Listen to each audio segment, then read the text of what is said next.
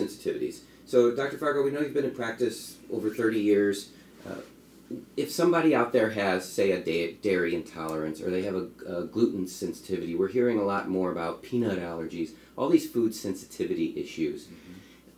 What light can you shine on from your clinical experience? What can you do to possibly help in some of those situations?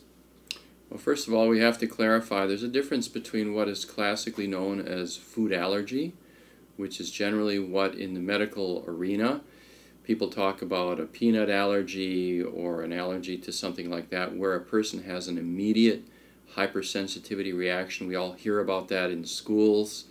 You know, the kid has to be hit with an EpiPen because their airway starts to close up. That's a full-on medically defined food allergy. Just to be clear, that's not necessarily what we're talking about here. There are many mechanisms by which the body produces allergy-like responses. We can call them sensitivities or intolerances if we want to, but there's a whole range of different ways that the body creates these reactions. So that's really what we're looking at. We're looking at a broader, it's a broader way of looking at this whole panorama of different effects that are created within the body by exposure to different foods, be it allergy, sensitivity, intolerance, or however you want to call it. So what type of conditions have you seen here, just in a natural healthcare setting, clinic such as this? What do you see, and what situations can you potentially help? Oh, it's actually amazing the breadth of conditions that can be related to food sensitivities. I've seen it range from skin conditions like psoriasis and eczema, chronic acne issues, to neurological and behavior issues like attention deficit disorder, attention deficit hyperactivity disorder, to chronic inflammation, joint pain, not to mention digestive problems, constipation, diarrhea, various types of inflammatory conditions of the bowel. It's incredible how wide-ranging the effects can be with food sensitivity. What about weight loss? If somebody's struggling to lose weight, do you see a connection between food sensitivities and weight loss potentially? There's an incredible connection between them, because if you think of it this way, and this is just a little jingle to a way to think about it, the body's solution to pollution is dilution. So when you put something in your body which it is sensitive to or which is toxic for it, the body's natural attempt is to dilute that toxicity by retaining fluid. I have seen people lose incredible, sometimes staggering amounts of weight in short periods of time simply by getting off of foods that they're sensitive to, because the body's now no longer retaining fluid. So what's the process if somebody's interested, if they think they might have some sensitivities, or if they're just curious? In this clinic, what are the different steps? How do they go about finding out through your assessment methods if they might? Right, and let me preface this by saying that there is no perfect food sensitivity test, and there's controversy and problems with all of them.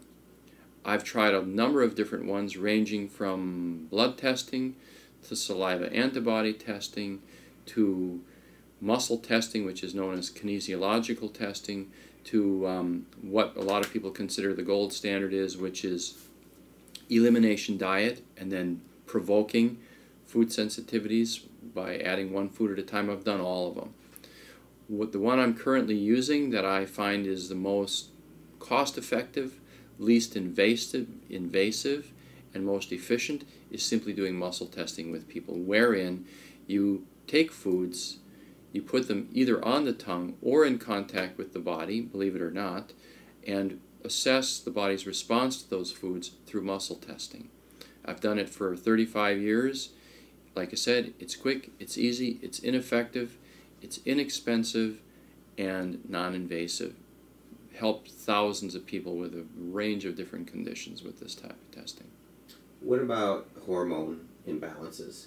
Have you seen food sensitivities affect hormone balance, especially, say, in middle-aged women? Absolutely, and there's a specific mechanism for this. Your hormones, if we're talking about female hormones, your hormones they don't just circulate forever in your blood. they have to be cleared out by your liver. So it's a constant process where the ovaries, the adrenals, for example, are producing hormones, and those hormones then circulate in the blood and then are cleared through the liver into your urinary tract, through your kidneys. But if your liver is congested, if your liver doesn't function properly, if your liver is not doing a good job of detoxifying or getting rid of those hormones, they stay elevated in your system in a way that's abnormal, and that will completely impact things like fertility. It'll impact things like menopausal and perimenopausal symptoms, hot flashes, night sweats. I recently had a case exactly like that with a person who had terrible night sweats going through menopause. Night sweats, having a really hard time sleeping. I put her on basically a food elimination diet. I can't remember what it was now. It might have been dairy or wheat. And within a matter of a few weeks, absolutely no problem. So really interesting, the connection between those things. And how long does the initial evaluation take? If somebody were to call in and say, I would like to get tested for food sensitivities, how much time should they set aside? They should set aside about an hour, because generally speaking, when a person comes in, we're not an allergy clinic, we're a chiropractic clinic. So we do a workup for them, looking not only at their food sensitivities, we also look at the way their nervous system works, we look at their spine as well, because we want to make sure that we're doing everything we can to help people. So we tell people they should allot about an hour for the exam. So there is hope for some of us out there. If we've been told we have some of these sensitivities or issues, at least to come in and find out and to try it. As you said, it's safe, it's non-invasive, it could be a good option. It could make a big difference. Yeah, there's hope. Not only is there hope, you should be very optimistic about it, because this is a very good time. All of you who are watching this and thinking about whether or not you have food sensitivities, know people who have already been told they have. You know people who are gluten-free, you know people who are dairy-free, you know people who are maybe staying off of corn, or combinations of all of those things.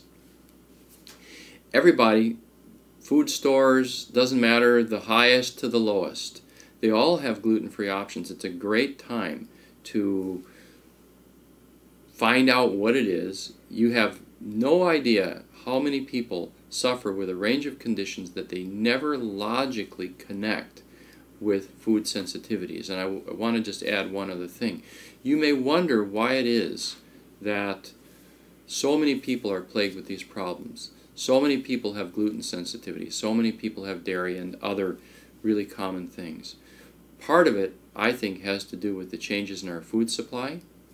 Part of it has to do with the stress. Part of it has to do with declining digestive competency, meaning that we don't digest our foods as well, particularly when we're having high-stress lives. These combination of factors has led to an almost epidemic incidence of food sensitivities, intolerances, and outright allergies. So there's a lot of hope for people. You should definitely get checked if you haven't been checked. It's one of the key components to making sure that you stay healthy through your whole life. All right, that's very helpful. All right, well, thank you for your insight, and we look forward to hearing more in future videos here. My pleasure.